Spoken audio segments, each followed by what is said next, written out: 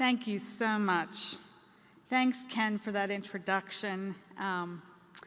Thank you very much to you, the members, for electing me as the 32nd president of Sigma at convention 4 years ago. It's hard to believe it was 4 years ago. I am so happy to be here with you today for the start of this 45th biennial convention here in beautiful Washington, D.C. As many of you know, and just I think everyone should have this down by now, the incoming president each biennium presents a call to action to help guide chapters and members as we strive to fulfill our mission. My call, do people know what my call to action is? Yeah, okay, all right. My call asks us to build on Sigma's extraordinary success and very, very rich heritage by developing new ways to connect with our members and other nurses worldwide, collaborate with diverse partners to catalyze change for advancing world health and global nursing excellence. This plenary today is divided into two parts. First, I want to summarize some of our successes over the past 2 years related to this call. And second, I want to share with you some thoughts I have about Sigma as an organization going forward. So first, the call to action. Connect. Connect is about making maximum use of cutting-edge technologies, things like video conferencing, social media, and the internet, to digitally transform as an organization and advance the work of Sigma. It is about connecting with fellow nurses and partners and working together to share our messages, our opportunities, and our accomplishments. And I'm going to focus a little bit more on the digital, the IT aspect of connecting, because I think, given this audience and all of us in the room, we have the networking part down pretty well. But the area I think we have the most room for growth as an organization and as members is in the digital, the IT realm of how we can advance ourselves and our mission for the organization. Over the past 2 years, to advise us, the board had a member-led digital transformation and engagement task force chaired very ably by Dr. Carol Lisk, and an analogous board task force chaired by Vice President Dr. Julie Maxworthy. I want to share with you some of our accomplishments as an organization. Technology is transforming the way we do business at Sigma. First, when we as a board did not have a face-to-face meeting, we met via video conferencing. We used Zoom. Lots of you are using WebEx or GoToMeeting or other types of platforms.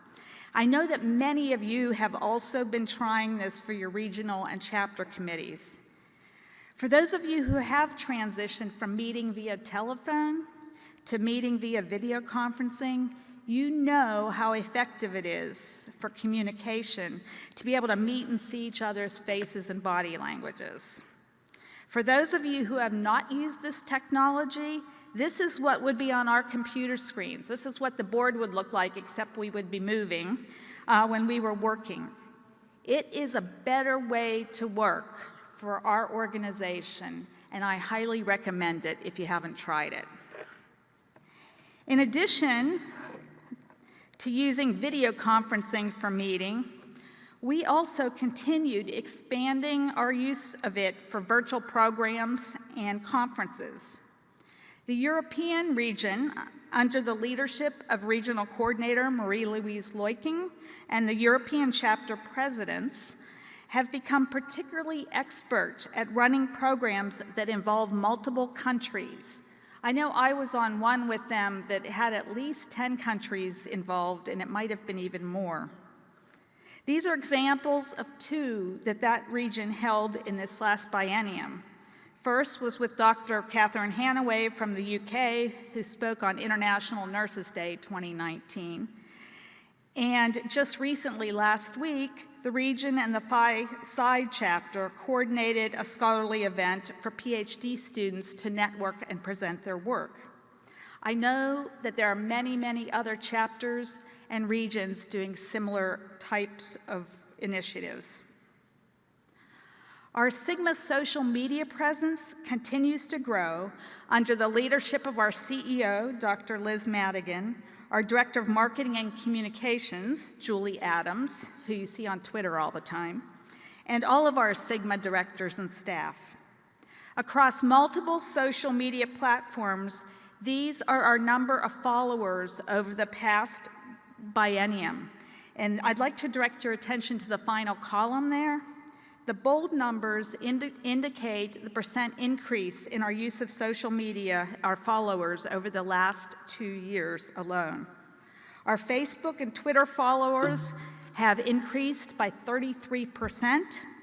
Our LinkedIn company page had an increase of 168%, and our Instagram followers doubled. That is very good, significant growth. I'd like to give all of our staff in particular a big round of applause. I want to say something else about our Twitter growth. So a Twitter impression, you see a lot of tweets from Julie and all of our members about Twitter impressions, and that's how we reached Ken, just presented what the number we're at already today. And a Twitter impression is the number of times that a tweet shows up on someone's timeline. Although it doesn't necessarily mean that the person read the tweet, it means they had the opportunity to read the tweet. And it's one of the very many ways that we disseminate what's happening at Sigma events and activities and create community for a given event. If you haven't already heard, I am very pleased to share with you again that for our recent 2019 Research Congress in Calgary in July, we outdid ourselves, and by the end of that Congress had the highest number of Twitter impressions ever for a Sigma event. We had 18.8 million. That was amazing. So, and this is your charge, our goal for this convention is to beat that number and do even better. We're already at 4 million, so we're making good progress, and we're just starting. In addition to Twitter, we've expanded our use of Facebook Live to stream events. The first example on the left is a poster session from Research Congress 2018 in Melbourne, Australia. And the second is a discussion with Researcher Hall of Fame inductee Dr. Jane Champion and her students at Research Congress in Calgary this past July. If you look at the numbers included in the black circles, it is very apparent that using technology like this reaches thousands of people who might not normally be able to attend our events. It is a very powerful tool for disseminating our message and our resources. As you know, the internet and social media is also one way we stay current. As an example, I want to talk about global health. It's sometimes difficult to stay current with what's going on with global health. But in a July article of our online Reflections on Nursing Leadership, our CEO, Liz Madigan, wrote an excellent article about how she keeps current with what's happening in global health, the online sites and Twitter feeds that she peruses daily. I highly recommend it to all of you. If you have not read it, it is about using technology to stay up to date, and it's a great article.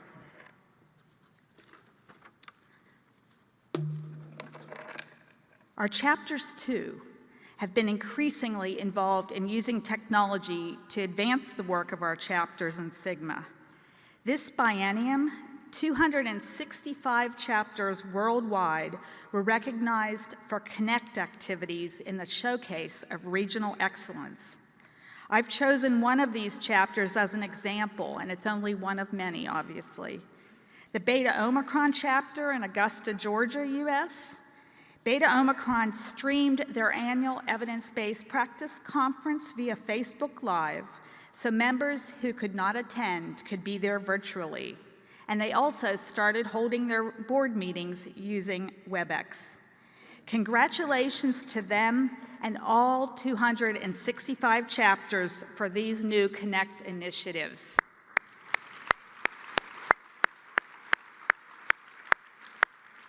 Thank you for embracing that part of the call to action. The second point of my call to action is collaborate. We need to be intentionally collaborative and to expand our collaborative work with other nurses and partners outside of nursing so that we can more successfully fulfill our mission. Sigma has done this in a number of ways over the past 2 years. In September of 2018, while in London for Sigma's Institute for Global Healthcare Leadership, on a very blustery day, I don't know if you can tell in this picture how hard the wind was blowing, but it was blowing hard, right, Liz? It was really blowing. Liz Madigan, our Sigma CEO, and I met for the first time with Lord Nigel Crisp, co-chair of Nursing Now, and Barbara Stillwell, Nursing Now's CEO, to begin to discuss Sigma's extensive resources related to scholarship and leadership and how they might contribute to the Nursing Now campaign and global nursing. These discussions continued the next month. Based on the work of GAPFON, the Global Advisory Panel on the Future of Nursing, and the recommendations of the GAPFON Advisory Group, chaired by past Sigma President Dr. Hester Klopper, Sigma convened a global strategy summit in Geneva to spend 2 days in very high-level collaboration discussing combined strengths and opportunities for partnerships among nurses and midwives in addressing global health issues.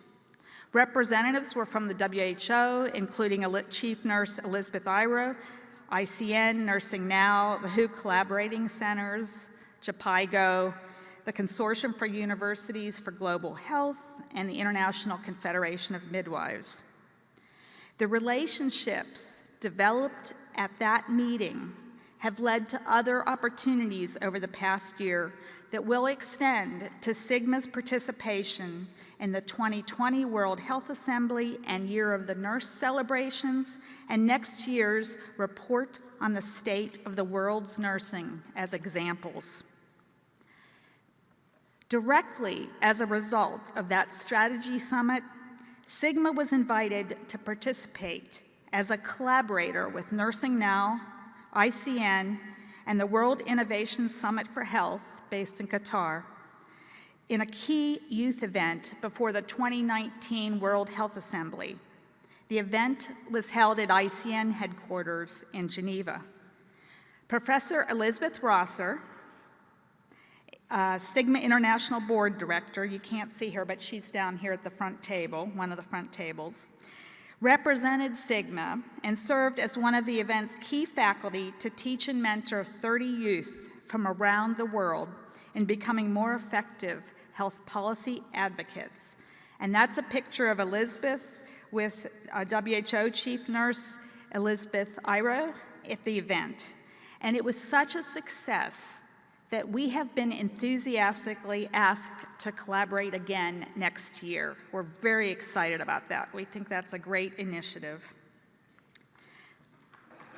That's definitely worth claps, yeah.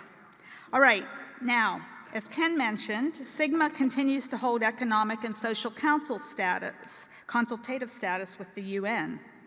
Under the leadership of Sigma CEO, Dr. Liz Madigan, and our Director of Global Initiatives, Cynthia Vlasic, this biennium, we doubled the number of Sigma United Nations volunteers, and these are pictures of them here. As a result, we were represented at many, many more UN events.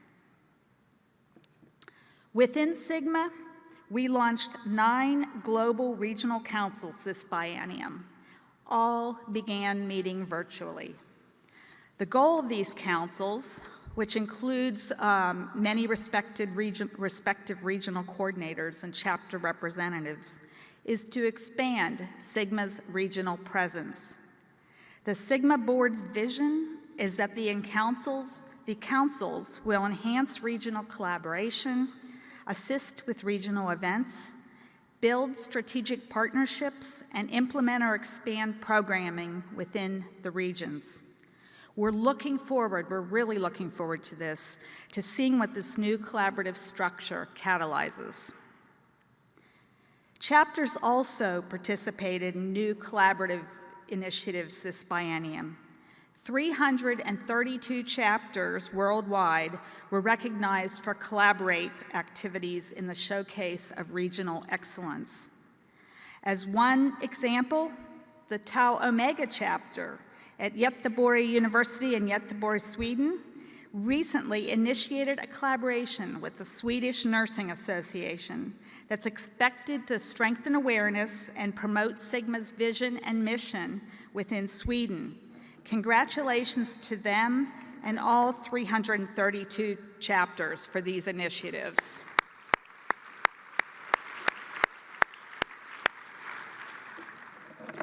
The final point on my call to action is catalyze.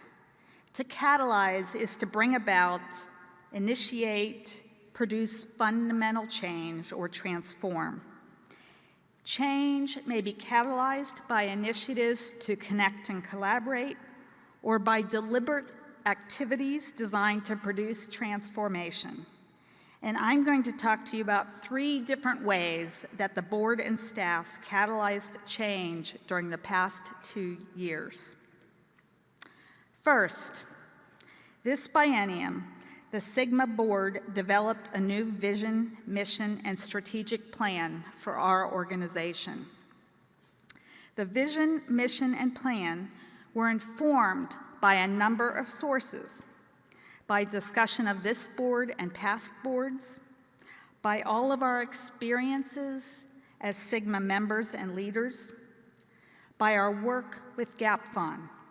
But most importantly, and I want to emphasize this, it was based on the extensive data, the surveys, and the focus groups that we collected from you, the members, during the last 2 to 3 biennia as part of our Sigma rebranding. Data about what Sigma means to you and to us as members.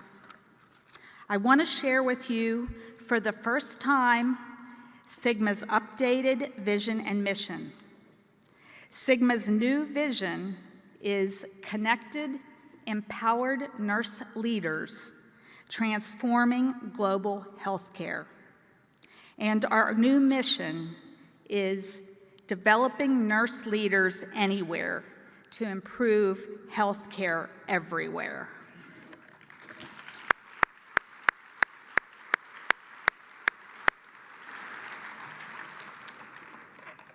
I want to clarify, we believe, the leaders of Sigma believe, that nursing leadership can take place in any role, whether one is a researcher, a clinician, an administrator, a faculty member, a policymaker, an entrepreneur, or a student. Leadership can occur. Likewise, nursing leadership can occur and be developed throughout the span of one's career, from student to people who are very senior in their careers or retired. Thus, nursing leadership is all-encompassing. It is necessary for all roles, in all settings, and at all stages of one's career and professional development. The board also developed new strategic goals for the organization beginning in 2020. These are Sigma's new strategic goals. As you can see, the fundamental work of our organization remains the same. But unlike our past strategic plans, the board this biennium did not put date ranges on the new plan. We believe that strategic plans, goals and objectives developed by the board with activities carried out by our Sigma staff, are living documents and need to be constantly reviewed, reassessed, and revised based on new opportunities and challenges in an ever-changing environment. What looks like a perfect plan now might not look the same in 2, 3, or 4 years. A second catalyzing activity of Sigma is the formation of new chapters. This biennium, we have grown, and this is a round of applause, we have grown to 543 chapters with members from over 100 countries.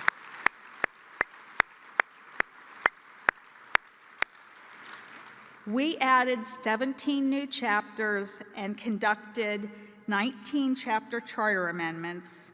The International Governance Committee, under the leadership of Dr. Larry Slater, and the board were very busy with these charterings and amendments this biennium.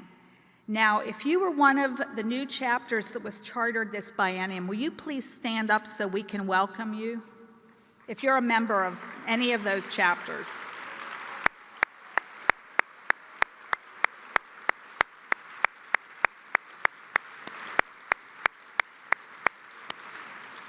And if you are one of those chapters that had a charter amendment this biennium, will you please stand up so that we can congratulate you on making change for your chapter?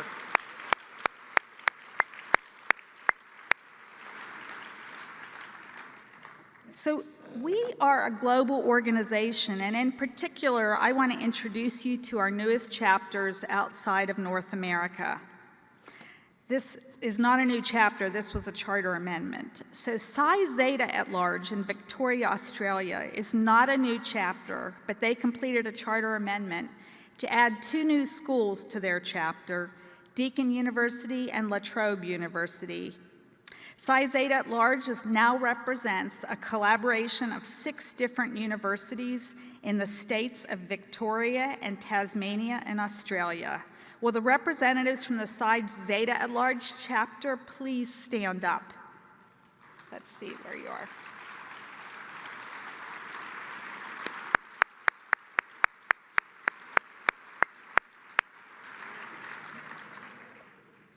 We also, I want to go over some of these firsts.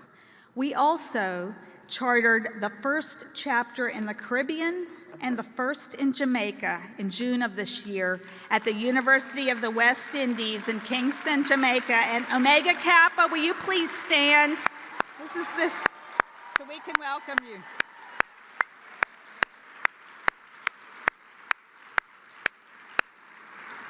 Our CEO, Liz Madigan, and I had a wonderful time in Jamaica and Kingston with you all. We enjoyed that very much. All right.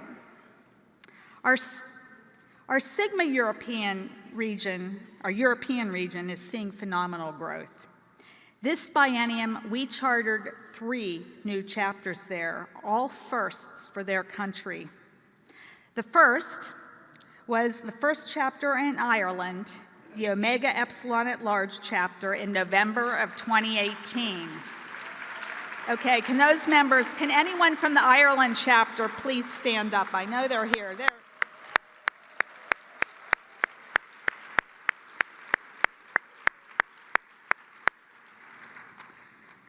This chapter represents a collaboration of 3 schools, the Institute of Technology in Tralee, the University College Cork in Cork, and Waterford Institute of Technology in Waterford.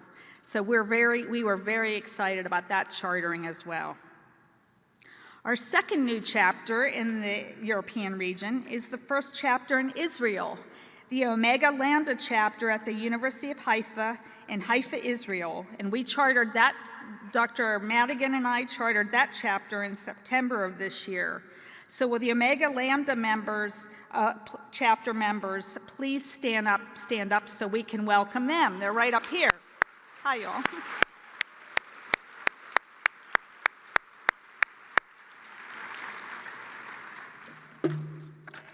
And we had another first. The first chapter in Scotland that we chartered last month in October. The Omega Psi chapter at Queen Margaret University in Edinburgh, Scotland, complete with bagpipes, I'll tell you. Will the Omega Xi chapter members please stand up?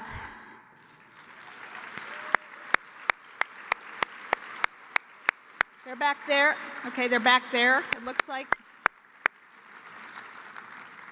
Congratulations to them. We had a wonderful time in Scotland with their chartering ceremony as well. As I mentioned, we had a lot of growth in Europe this biennium with 3 new chapters chartered, but in addition, the board approved 2 additional chapters for chartering in Croatia and Italy.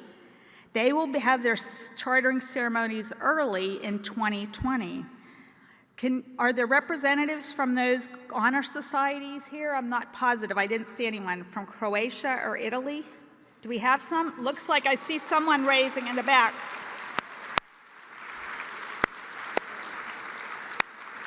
So we're looking forward to visiting you for chartering early in 2020 and celebrating you 2 years from now in this same way. We're very excited about all this growth in the organization. A third way that we catalyze as an organization is through philanthropy. Sigma's President's Circle recognizes donors who make 2 or more donations to the Sigma Foundation during the 2017 to 2019 biennium.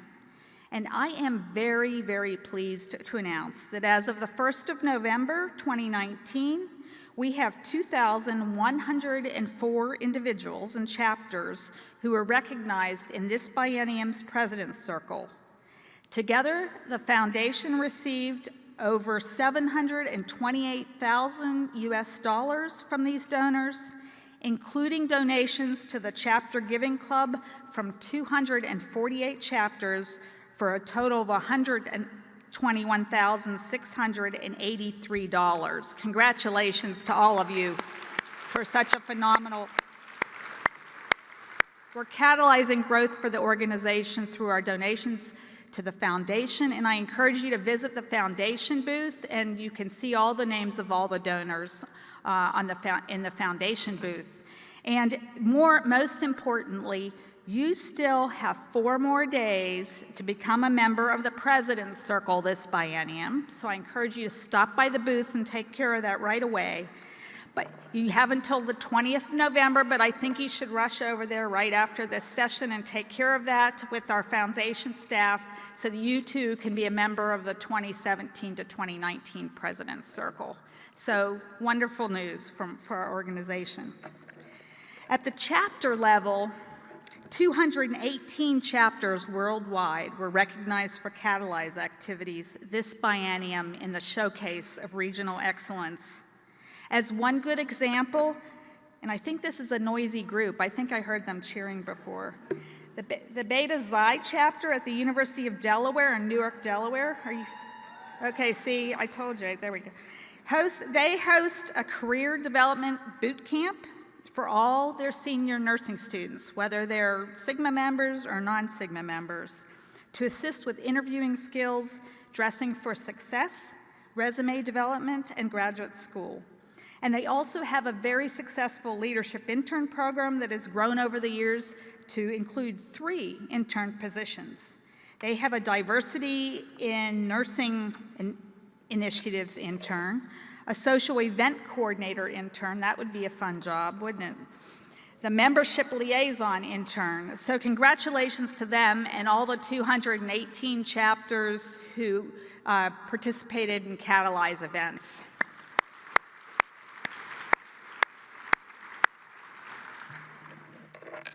All right, so now we're going to move to part 2 of this. We have a lot to be thankful for and proud of over the last 2 years. I have been a member, as you could tell from my introduction from Ken, we didn't say the number of years, but I have been a member of Sigma for 40 years. And like many of the Sigma presidents before me, I have had extensive experience on the International Board of Directors. I've been on the board for 10 of the last 12 years in varying roles, and prior to that, I served 8 years on international committees. I love this organization. If you can't tell, I love this organization, and I am a very firm believer in our vision, our mission, and our traditions. Based on that experience, I also have some thoughts or recommendations about what might be important for our organization going forward. And I want to share these 7 points with you, the Sigma's leaders, so that we can think about these together during our time together and over the upcoming years. First of all, 2 years ago, I presented these words as the call to action for the 2017 to 2019 biennium. But in reality, this wasn't a particularly unique call to action. It is a way of working. It is not about the what of our work, but the how of our approach to work and the change that we effect. Going forward, these strategies should remain foundational to how we work as Sigma. We should use cutting-edge technologies and work in partnership to achieve our vision and mission. Second, we should foster our capability to be agile. In an April 2019 article called The 5 Myths of Strategy, Stephen Bungay points out that being agile is not a strategy for an organization, it is a capability. Sigma, our international organization and chapters, needs to foster its capability to be agile as an organization. We are a nearly 100-year-old, we're getting close, very close, honor society. And we have many, many strong traditions that we value. But we need to balance that with the recognition that the world and our profession is changing, and we need to be able to adapt to that change. Just like many of us began the transition from landlines to smartphones only 12 years ago, it wasn't that long ago, we should be open to new ways of doing things in Sigma. We cannot be so concerned with tradition that we miss the opportunity to catalyze growth of our organization, our members, and our profession. We need to be very careful about saying we've always done it that way and only use that phrase selectively. Change is not synonymous with a reduction in standards, and we need, as an organization, to find a careful balance between tradition and agility for Sigma. In the same article, Bungay went on to make a second point that I think is useful for us to think about. Bungay believes that strategy is not a specific plan. It is a framework for decision-making, a set of guiding principles that can be applied as new situations evolve. As Bungay puts it, we should think deep to act fast. I like that saying. We can use these carefully developed principles to be both agile and to stay true to what we value about Sigma. Sigma as an organization has been forward-thinking in this regard. In the 2011 to 2013 biennium, under the leadership of then-President Suzanne Prevost, the Sigma board developed Sigma's first set of guiding principles. These principles have been consistently reviewed, revised, reapproved, and applied in the subsequent 3 biennia with great success. These are Sigma's 11 guiding principles. And take a few moments to look these over if they're not something you're familiar with. As an organization, at both the international and chapter levels, we should continue to work from a set of guiding principles as we develop our plans for the future of the organization. We need to continue to think about the fundamentals of what we do. These international board guiding principles can be found on our webpage under the About Sigma tab. They've been published there for a long time. And an analogous set of guiding principles for chapters can be found on the All Chapter Officers Work Group in the Circle. So if you aren't familiar with these guiding principles, I encourage you to get them and keep them there when your board works to make plans for your chapters. Fourth, we need to capitalize on our regions to effectively and practically implement initiatives related to our guiding principle to foster global development. We need to be flexible as an organization and at the regional and chapter levels to be creative and tailor Sigma's activities to what works best. What works for one global region might not work for another. This development of global regions was one of the key rationale behind the formation of Sigma's current global regions under the leadership of President Karen Morin in the 2009 to 2011 biennium, the development of global regional councils under the leadership of President Kathy Cachambon in the last biennium, and our implementation of these councils this biennium. In the 2013 to 2015 biennium, then President Hester Klopper emphasized the importance of transforming regionally in her call to action. So this has been a consistent theme for our organization for a number of years.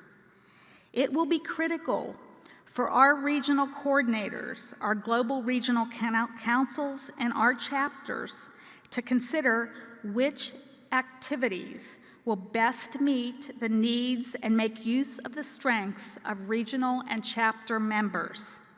One size may not necessarily fit all for our global organization. Fifth, recently I was asked what my main takeaway point is after serving 2 years as Sigma president. And without even thinking, I responded, the world is very small. And what I meant by that is that being president has just reinforced my belief that we are all much more the same than we are different. I believe that nurses in particular, because of our personalities and our education, are especially well-suited at working across different types of boundaries with people who are different than ourselves. David Livermore, in his 2015 book, called this capability cultural intelligence, or CQ. He defines CQ as the capacity to function effectively across national, ethnic, and organizational cultures. I would argue that working effectively across cultures is inherent in our jobs, whether we work locally with team members or clients who come from different specialties, different organizations, different ethnicities or neighborhoods, or we are working globally across different countries. Leaders with high CQ have the following characteristics. They are motivated to learn and adapt to new and diverse cultural settings. What drives them is this curiosity about being in new situations and trying to figure out new situations. They're very curious. They have a good understanding of culture and how it affects the way people think and behave. And they use cultural understanding to develop plans for new situations and to transform those plans into action. In his book, Livermore is very clear that cultural intelligence can be developed and improved.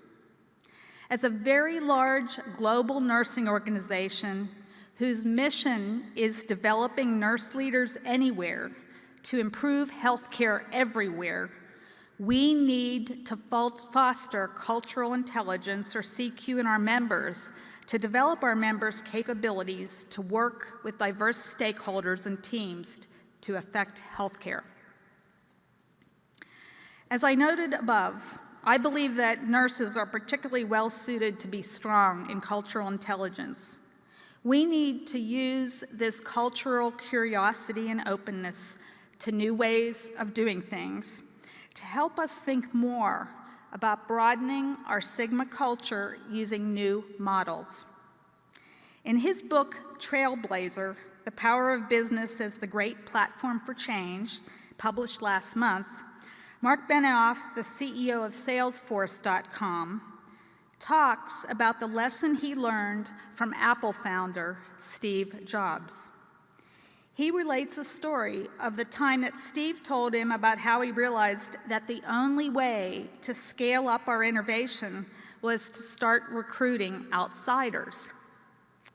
Now, in Sigma, we don't really talk about insiders and outsiders, but we are an honor society, and we do talk about members and non-members. We need to think very carefully about capitalizing on some of our lesser used pathways to membership, perhaps developing new pathways, and diversifying who we partner with to achieve our vision of connected, empowered nurse leaders transforming global healthcare. Let me give you some concrete examples. First, we need to make maximum use of our newest at-large chapter model that combines nurse leaders and scholars from institutions of higher education with those from practice settings. 60% of our members are from practice settings. I was at the US Magnet Conference this past month, and there is tremendous interest in this type of Sigma chapter from nurse leaders in hospital and clinic settings, and having universities or schools in equal partnership with practice settings to be a Sigma chapter.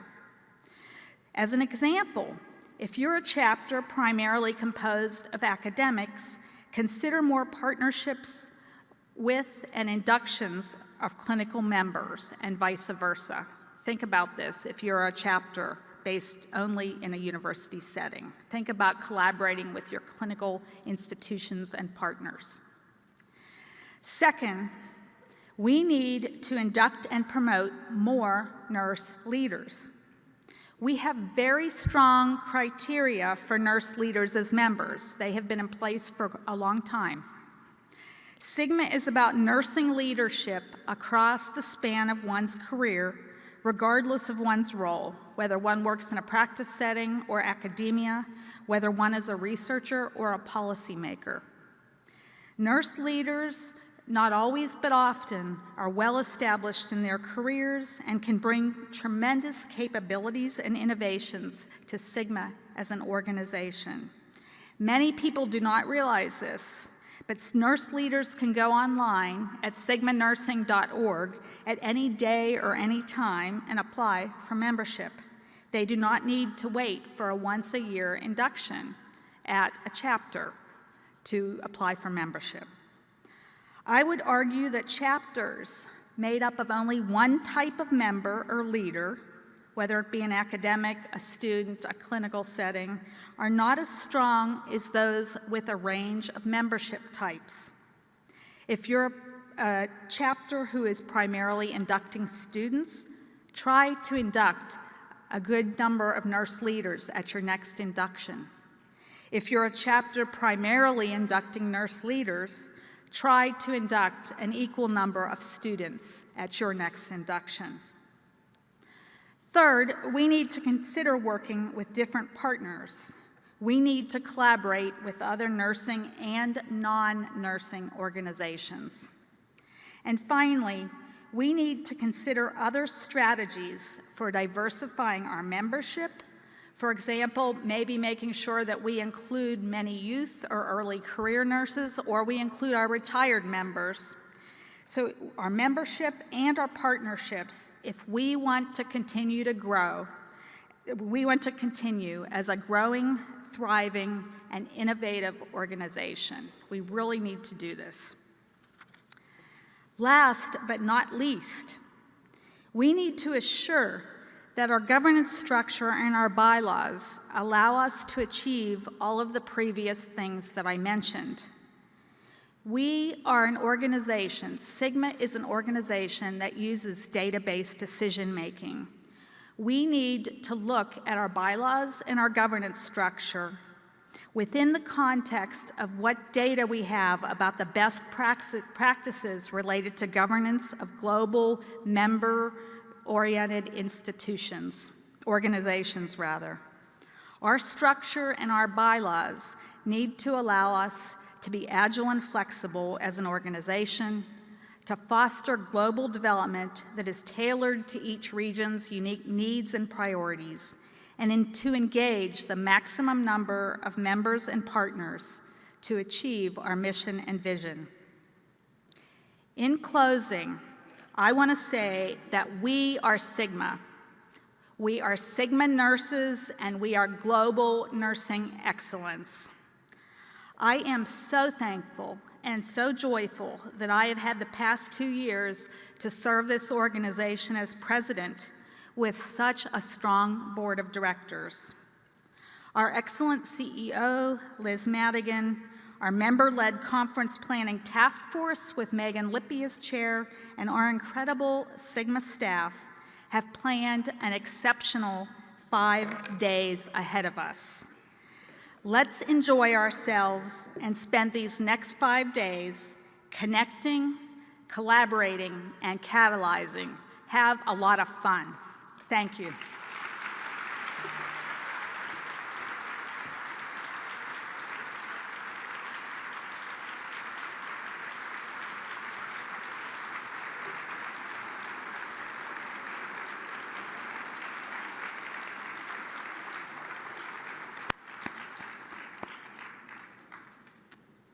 Wow.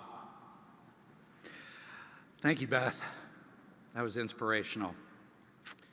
On behalf of the Sigma Board of Directors, we invite you to enjoy many of the exciting events that are scheduled during the next few days and engage in our global community of nurses gathering here this week. I want to remind you that all the abstracts and presentation slideshows are now available in the Sigma repository. Access them through the event app. The Sigma repository collects and preserves and disseminates digital full-text materials in a variety of formats. As colleagues, we have much to learn from one another. I look forward to an opportunity to speak with as many of you as I can over the course of this convention. This concludes our opening plenary. Make the most of your week. Have a great time, and thank you very much.